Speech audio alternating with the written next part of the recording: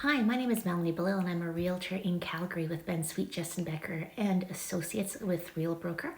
And I thought for 2025 I would take a new approach to sharing real estate news and how the market's doing. So rather than focusing on headlines and what's going on in the news, I wanted to take a more personal approach and maybe at least every week or two touch base and just let you know what my experience has been in the Calgary market, buying and selling real estates with my clients.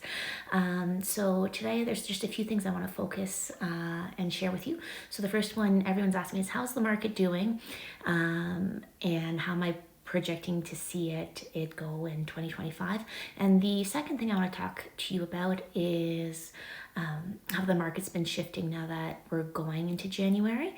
And the third and final thing I want to talk about is how the market is depending on where you buy in the city. So how does something inner city or closer to downtown compare in terms of an investment or in terms of value relative to something more on the periphery of the city?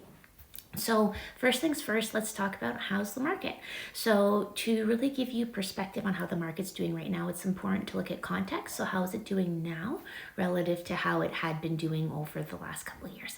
So if you look back at 2023, that was an astronomical year for growth for Calgary real estate. So for condo market, we saw 20+% return on investment.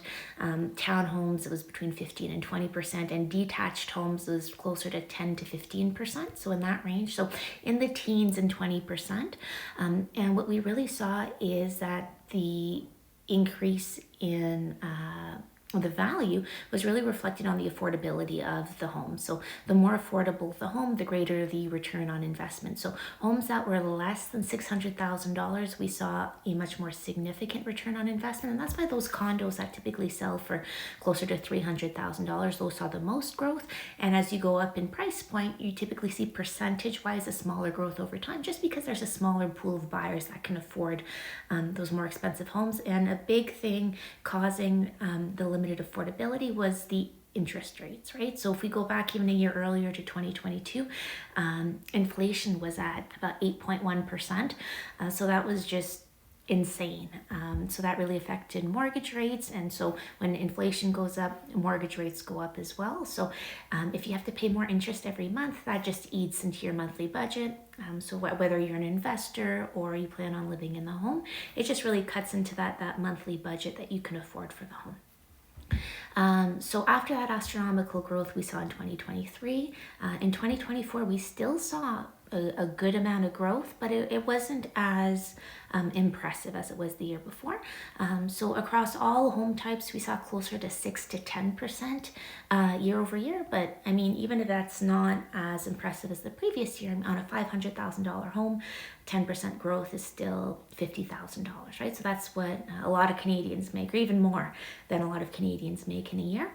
And so because the market is stabilizing, we're more likely going to see a very similar growth this year to what we saw last year.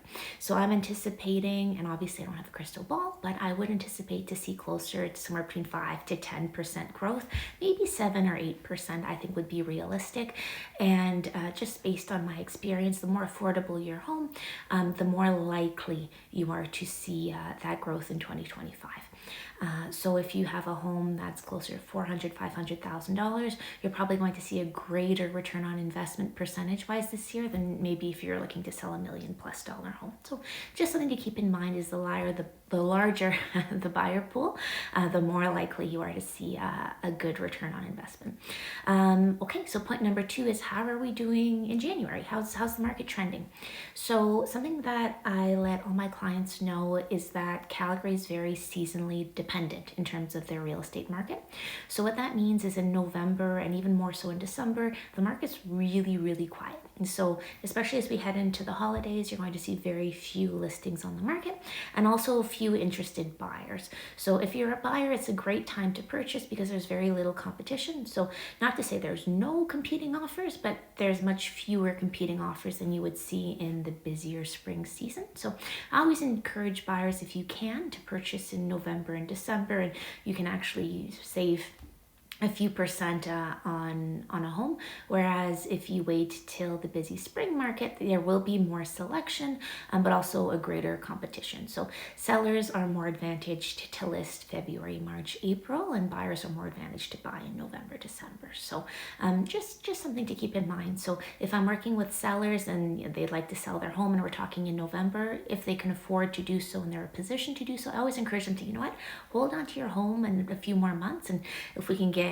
2, 3, 4 more percent on your home in a few months. I mean, on a $500,000 home, that's easily $10,000 to $20,000 more that we can gain on the sale of their home if they wait a few months. So oftentimes it's worth the wait. So that's how the market is trending this month. Also, just in terms of my own personal experience and exchanges with clients, I'm noticing that my phone's ringing a lot more when I follow up with clients, a lot more provide positive responses in terms of being ready to purchase now or very soon, or even to list now or very soon, which is in contrast to December, where I might have been left on red a little bit more, or people just have other things going on, right? So it's just a really exciting time now. I find January is it's new beginnings. It's funny how everyone just seems to be on the same page January 1st to jump into whatever real estate goal they might have. And whether that's buying or selling, we're really seeing an upwards momentum in that regard.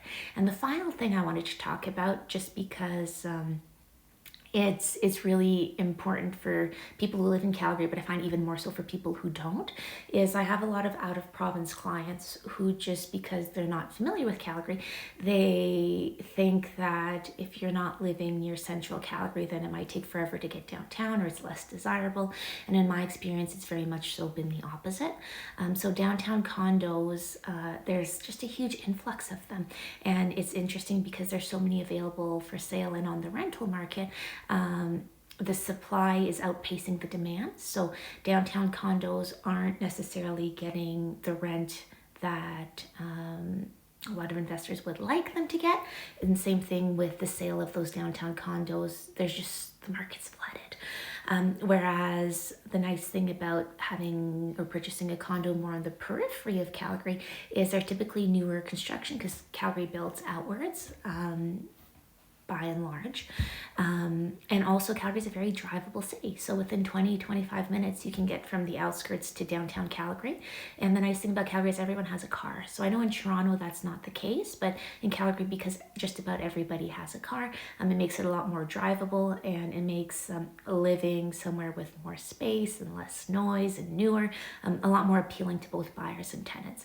So of course, I'm not opposed to downtown Calgary, but I just don't want people to feel like they have to buy closer to downtown, because there's a lot of options that provide a ton of value, and that might actually be a better fit depending on what your goals are. So if you want to talk about buying or selling in the Calgary area, either now or later, I would love to chat, and we can narrow down a great strategy and figure out what your goals are and how we can best achieve them. So like I said, my name is Melanie, and I'm an expert in Calgary real estate as a licensed realtor.